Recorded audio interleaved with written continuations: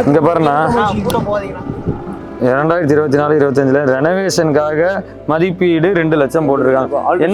என்ன ரெனோவேஷன் பண்ணிருக்காங்கன்னு பாப்போம் வாங்க. பாருண்ணா இது பாருங்க, ஃபுல்லா டைல்ஸ் உடஞ்சிருக்கு, டைல்ஸ் கட்டியிருக்கு. தண்ணியாவது வருமா? தண்ணியெல்லாம் எதுவும் வராதுண்ணா. இப்படிதான் பயன்பாட்டுக்கு கட்டணம் சொல்லிட்டு அப்படியே விட்டுறாங்க.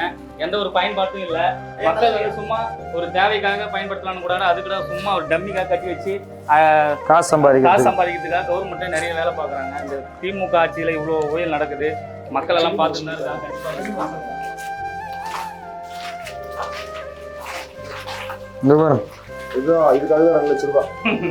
கட்டினதுக்காக 2 லட்ச ரூபா. அதான் விவசாயம் பண்றாங்க பாத்ரூம்ல. ரொம்ப மோசம். பார்த்து பார்த்து பார்த்து பார்த்து.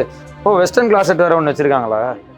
இந்த நிலைமை தானா மாறாது, மக்களாகி நீங்க தான் மாற்றணும். அதுக்கான வாய்ப்பு இப்போ வந்திருக்கு. இந்த முறையும் தவற விட்டுறாதீங்க.